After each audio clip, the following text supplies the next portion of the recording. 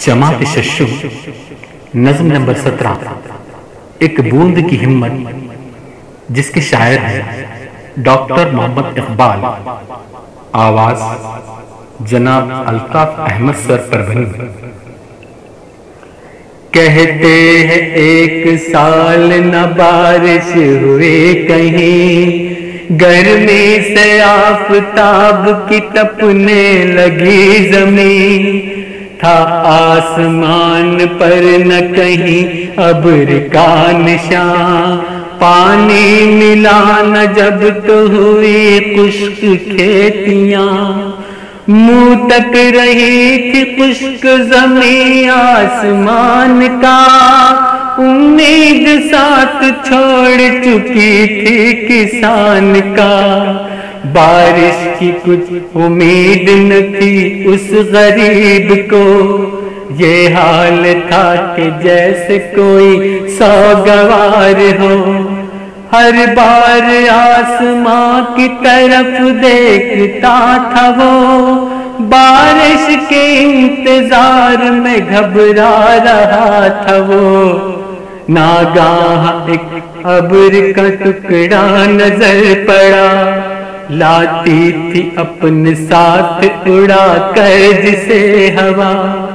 पानी की एक बूंद ने ताका इधर उधर, बोली वो उस किसान की हालत को देख कर, वीरान हो गई है जो खेती गरीब की, है आसमां पे नजर इस बदनसीब की, मेरी ये आरज़ू है कि इसका भला करूं, यानी बरस के खेत को इसके हरा करूं। बूंदों ने जब सुनी ये सहेली की गुफ्तगू, हंस कर दिया जवाब कि अल्लाह रे आरज़ू, तू एक जरा सी बूंद है इतना बड़ा ये खेत, तेरे जरा से नम से न होगा हरा ये खेत, उस बूंद ने मगर ये बिगड़ कर दिया जवाब, कह दी वो बात जिसने किया सबको लाजवाब, नेकी की राह में कभी हिम्मत न हारिए, मकदूर हो तो उम्र इसी में गुजारिए,